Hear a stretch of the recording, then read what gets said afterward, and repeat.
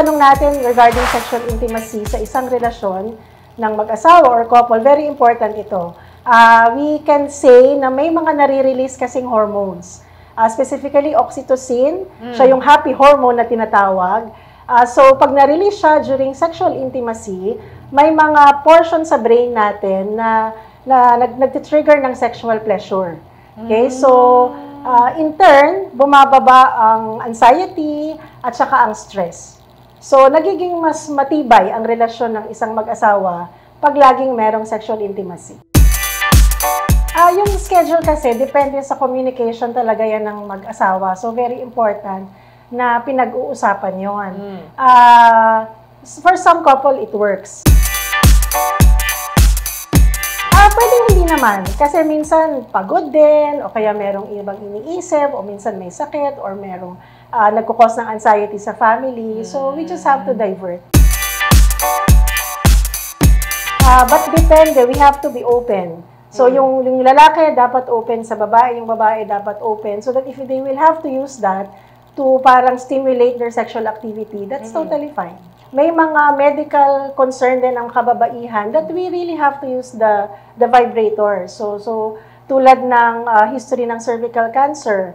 So may mga patients na tinatawag nating brachytherapy na after treatment, nagko-constrict yung vaginal wall nila. So they would really be prescribed to use vibrators for that purpose para kung maibsan na nila yung cervical cancer nila, magaling na sila, yung future sexual parang kakayanan nila, okay pa rin, hindi maapektuhan. Yung material ng ginagamit, because we cannot use anything lang na mahagilap mo. So very important yung parang may quality rin, yung sex toys na ginagamit. Ano bang definition ng masturbation? Well, usually, masturbation kasi can be as a single person or as a couple pa rin. So, kung as a couple, tulad ng paggamit ng sex toys, it depends on sa usapan ng mag-asawa, halimbawa. So, kung both of them consented, wala namang problema doon. So, kung as a single person, sabi nga natin, medyo parang innate sa isang lalaki o babae, especially teenagers, di ba? So, hindi naman siya masama kasi sometimes it's a means of exploring yourself. So, for example, this is the uterus. Ito medyo sa loob na yan. Ang puson mo, nandito na. No? And then, this is the vaginal area. So, yung external, nandyan yung vulva. Okay. So, unahin natin yung C-spot because that's the clitoral area. So, siguro sa male, parang yung near nung shaft, nung penis. So, those are sensitive areas na madaling ma-stimulate for orgasm. So, behind that clitoris, if you enter the vaginal area and parang ni-letter G mo yung kamay mo, that's behind that external thing, yun yung G-spot. And then yung A, siguro baka kasi shape arrow siya, just above that cervix, ito yung cervix, yung pasukan, siya yung nag-o-open pag nanganganak yung isang babae. Okay. There's a muscle on top of that. So, meron ding nasi-stimulate pag na-penetrate yung area na yon. So, sometimes it's hard to reach using a finger of a female. So, baka male or sex toy.